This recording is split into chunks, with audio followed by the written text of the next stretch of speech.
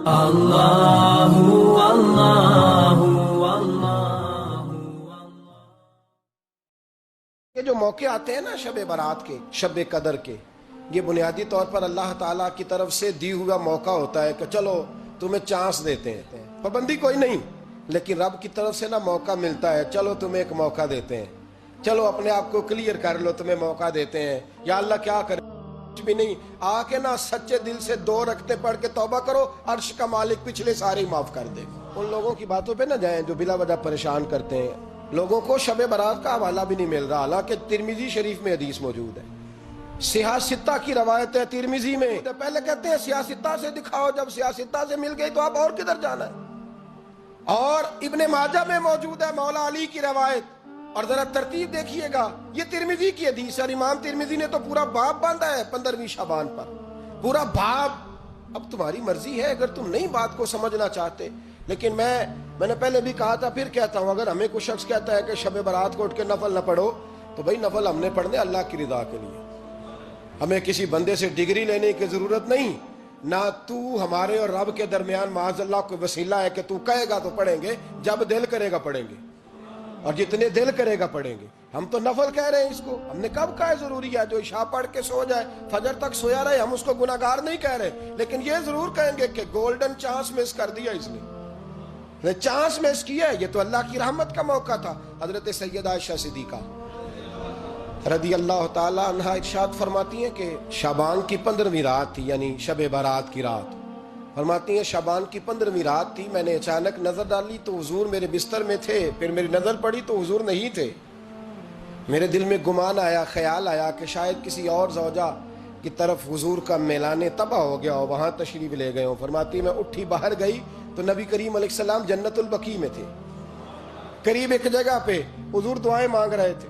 فرماتے میں گیا تو حضور فرمانے لگے، ابو بکر کی بیٹی تو نے کیا گمان کیا کہ اللہ کا رسول تیری حق تلفی کرے گا؟ عرض کی حضور آپ مالک ہیں، کہیں اور جانا چاہیں تو میری طرف سے پابندی نہیں۔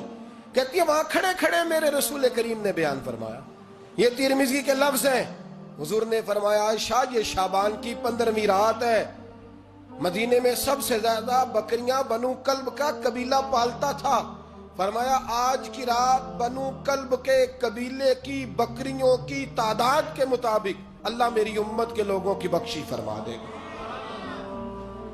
یہ وہ رات ہے۔ جناب عائشہ صدیقہ رضی اللہ تعالی عنہ نے بات رات کو سنی تنہائی میں نبی پاک سے، رات کو تنہائی میں حضور سے سنی، سویرے جناب عائشہ نے کل امت کو بتائی۔ اگر یہ بات اہمیت والی نہ ہوتی تو بی بی صاحبہ آگے روایت کرتی، یہ کتابوں میں آتی، یہ لوگوں کو بتاتی۔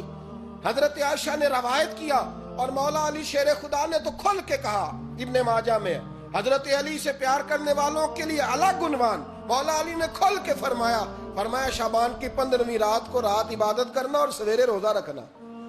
حضرت علی کے لفظ بائی نے ہی سیاستہ میں رات کو روز عبادت کرنا، دن کو روزہ رکھنا۔ ویسے تو رب کریم ہر روز تہجد کے وقت پہلے آسمان پر نزول اجلال فرماتا ہے اور لوگوں کو فرماتا ہے کوئی بخشش مانگنے والا؟ کیا انداز ہے مولا علی شیر خدا حدیث روایت کرتے ہیں، رنگ کیا ہے؟ فرمایا باقی راتوں میں نا تھوڑا سا پیکج ہوتا ہے، تھوڑا سا آخری حصے میں رات کے شب برات کو نا رات چڑھتے ہی اللہ پہلے آسمان پر جو اس کی شان کے لائق ہے نزول اجلال فرماتا ہے، اور پہلا جملہ یہ فرماتا ہے کوئی معافی مانگنے والا؟ اللہ کرے آپ کو سمجھ آئے، یعنی معافی دینے والا کہہ رہا ہے چلو آؤ ادھر آؤ ذرا معافی مانگو، میں معاف کرنے آیا ہوں، مانگو معافی، ہے کوئی معافی مانگنے والا؟ معاف کر دیں گے۔ اور آپ فرماتے ہیں ہے کوئی رزق مانگنے والا؟ وہ جو بڑی درخواستیں دیتے پھرتے ہیں نا مختلف اداروں میں، وہ ایک درخواست نا شب برات والی رات بھی دے۔ اور میں نہیں کہہ رہا، مولا علی شیر خدا فرما رہے ہیں، اور وہ خود نہیں فرما رہے، وہ نبی پاک کا فرمان نقل کر رہے ہیں، اور وہ رسول اللہ صلی اللہ علیہ وسلم کی بات نہیں بیان کر رہے، وہ کہتے ہیں رب فرماتا ہے کوئی روزی مانگنے والا؟ سارے سیٹھوں نوابوں جاگیرداروں کے پاس جا کے تھک گئے ہو، ایک دن میرے کہنے پر، ایک رات، ایک دیہڑی ذرا شب برات والی لگا کے تو دیکھو۔ تو میرے رسول پاک علیہ السلام نے ہمیں یہ میسج دیا، پیغام دیا، فرمائے اس رات جو اولاد مانگے گا رب اسے بھی عطا فرمائے گا، اس رات جو اللہ سے بخشش مانگے گا اللہ اسے بھی دے گا۔ اس رات جو رب کریم سے عزت مانگے گا اللہ اسے بھی عطا کرے گا۔ شارحین نے لکھا اس رات جو رب سے پردہ پوشی مانگے گا اللہ اسے پردہ پوشی بھی عطا کرے گا۔ جو جنت کا سوالی ہوگا رب اپنے فضل سے عطا فرمائے گا۔ کوشش فرمائے 10 محرم کو ہمارے ہاں لوگ جاتے ہیں قبرستان، وہ کسی حدیث سے ثابت نہیں، میں منع نہیں کر رہا، جائیں 9 محرم کو جائیں، 10 کو جائیں، 11 کو جائیں، 8 کو جائیں، سفر میں جائیں، ربیع الاول میں جائیں، قبرستان میں جب بھی جائیں منع نہیں ہے، لیکن شب برات والی رات تو خود رسول کریم گئے ہیں نا قبرستان۔ اب جو بات میں نے سمجھانی ہے اس کو سمجھیں، نبی پاک کی والدہ کا مزار نہیں ہے وہاں جنت البقیع میں، حضور کے کو بھائی بہن، حضور کیا کرنے گئے؟ امت کی بخشش کے لیے گئے۔ شب برات کی رات لالچی نہ بنے کہ صرف میں نے اپنے لیے روزی مانگنی ہے، کل امت کے لیے مانگے، رب کریم سے مانگے، اپنے بھائی کے لیے مانگے، اپنی بہن کے لیے مانگے، اپنے بیٹے کے لیے مانگے، اپنی بیٹی کے لیے مانگے، اللہ کریم سے۔ یہ مانگنے کی رات ہے۔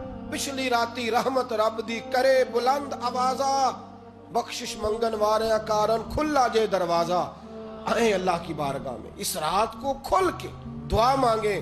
قرآن مجید نے کہا کہ کل للمؤمنین یغضوا من ابصارہم، اے محبوب علیہ السلام مسلمان مردوں کو حکم دیں کہ اپنی نظروں کو جھکا کے رکھیں۔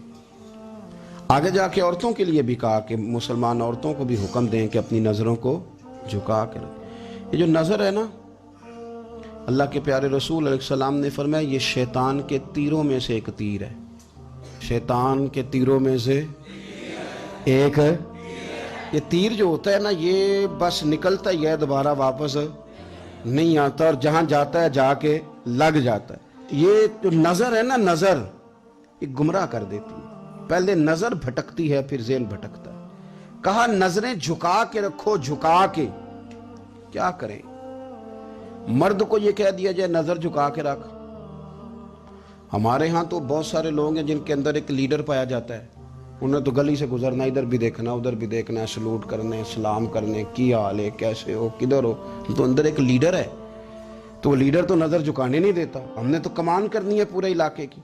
حکم یہ ہے کہ نظریں، ایک صحابی فرماتے ہیں کہ نبی پاک صلی اللہ تعالیٰ علیہ وسلم نے ہمیں رستوں میں بیٹھنے سے منع کیا، تو ہم نے عرض کی یا رسول اللہ صلی اللہ علیہ وسلم کئی دفعہ مجبوری ہے، گزارنے نہیں ہوتا، رستوں میں بیٹھنا پڑتا ہے، تو حضور نے فرمایا پھر رستوں کا حق ادا کرو۔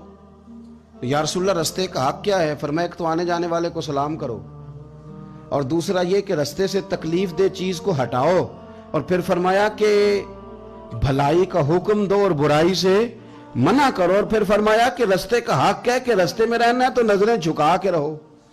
پھر ایسا نہ ہو کہ ہر شخص پر آپ کی نظر پڑے، ہر شخص پر۔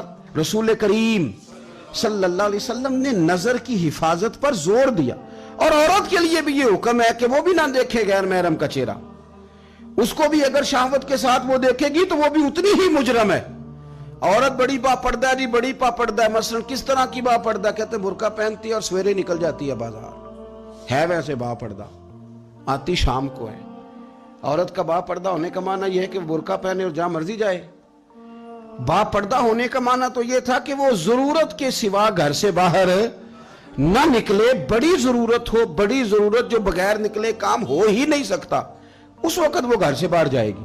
اب یہ کہ وہ نقاب اوڑھے اور برقعے بھی اللہ خیر کرے، ہمارے ایک بزرگ فرمایا کرتے ہیں اب تو نقاب کو بھی نقاب کی ضرورت ہے، اب تو برقعے کو بھی برقعے کی ضرورت ہے۔ آپ نے وہ سارا فیشن برقعے کے اوپر کرا لیا ہے۔ برقعے کا معنی تو یہ تھا کہ آپ نے اپنے آپ کو چھپانا ہے، کسی کی نظر نہ اٹھے، اور اگر آپ نے برقع ہی اتنا شاندار بنوا لیا ہے کہ ہر عورت کو آپ پوچھ رہے ہیں کہ یہ اس طرح کسی اور نے تو نہیں بنوایا، تو پھر پیچھے بچا کیا؟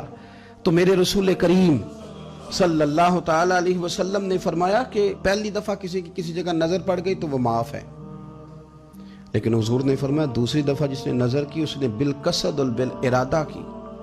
آپ کو بتاؤں جن لوگوں کی نظریں ناپاک رہتی ہیں ان کا حافظہ کمزور ہو جاتا ہے، جن لوگوں کی نظریں ناپاک رہتی ہیں ان کی عبادت کی لذت چلی جاتی ہے، جن کی نظریں ناپاک رہتی ہیں وہ لوگ ذہنی طور پر اور قلبی طور پر تھوڑے تھوڑے پریشان رہنے لگ جاتے ہیں۔ جن لوگوں کی نظر ناپاک رہتی ہے ان کی کیفیت یہ ہوتی ہے کہ سب کچھ ہوتے ہوئے ان کا دل اچاٹ ہونے لگ جاتا ہے۔ نظر کی ناپاکی چونکہ یہ وہ والا نشہ ہے جس سے کبھی بھی پیٹ نہیں بھرتا، ذہن نہیں بھرتا، تو بڑی سنجیدہ عمر تک بھی معاذ اللہ تعالیٰ یہ گناہ بندے کا پیچھا نہیں چھوڑتا.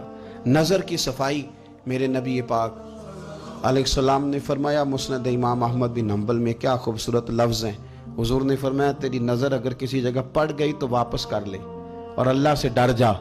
تو نے اللہ سے ڈر کے اس نظر کو واپس پھیر لیا, تیرا وہ واپس پھیرنا اللہ تیرے لیے عبادت بنا دے گا, اور عبادت بھی وہ جس کے اندر اللہ تجھے لذت عطا فرمائے گا.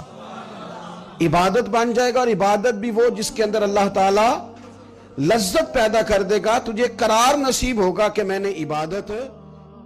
اور اگر آپ نے ابھی تک ہمارا چینل سبسکرائب نہیں کیا تو فوراً سبسکرائب کیجئے, ساتھ ہی بیل آئیکن پر کلک کریں تاکہ مزید آنے والی ویڈیو